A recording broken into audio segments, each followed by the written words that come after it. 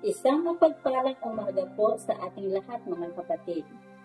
Naway samahan ninyo ako sa ating pagbabahagi ng mabuting balita mula sa ating dakilang Panginoong Hesus. Tayo po ngayon ay nasa 1,163 araw na po tayo sa ating Everyday God Devotion, na ang pamagat po ay ang pangingibabaw ng Panginoong Hesus mula sa Colosas 1:15-16. Basahin mo natin ang talatang 15. Si Kristo ang larawan ng Diyos na di nakikita. Siya ang panganay na anak at pangunahin sa lahat ng mga nilikha. 16.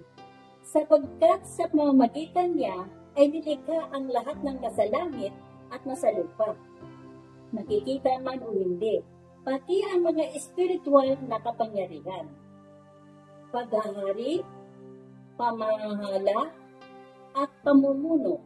Ang lahat ay nilikha ng Diyos sa pamamagitan niya at para sa Kanya.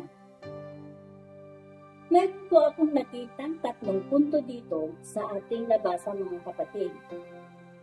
Una po, kapangyarihan. Bakit?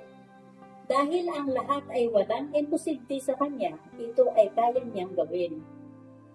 Pangalawa, walang kapantay. Bakit? Sapagkat walang makakabot sa Kanyang pamantayan. Ikatlo, walang mas makakahigit. Bakit? Sapagkat walang sinuman ang makakaarok sa Kanyang karunungan at kaalaman. Tingnan natin ang mga nilikha ng Diyos. Anuman ang ating nakikita, ito ay likha ng Diyos pati tayo. Kaya walang imposible basta tayo ay magtitiwala lamang sa Kanyang mga kapatid. Item 2. Karunungan ni Lord walang hanggan.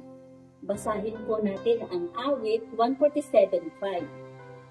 Si Yahweh na ating Diyos ay dakila at malakas, taglay niyang karunungan hinding-hindi masusukat. Anong ibig sabihin ng karunungan ni Lord?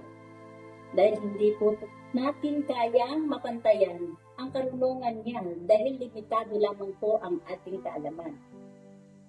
Item 3. Katapatan. Ang katapatan ng Diyos ay hindi nagbabago at hindi rin naglalaho. Ang katapatan ng Diyos ay taglay niya. Dahil ito ay kalikasan niya. At dahil ito rin ang nais ng Diyos ng pasimula pa lamang, ay layunin at panukala ng Diyos na tayo ay makapiling niya. Kalingain at tayo ay tulungan niya. Ganun katapat ang ating Diyos natin. Hindi niya tayo iiwan ni pababayaan man. Sa ating pagtatapos, mga kapatid,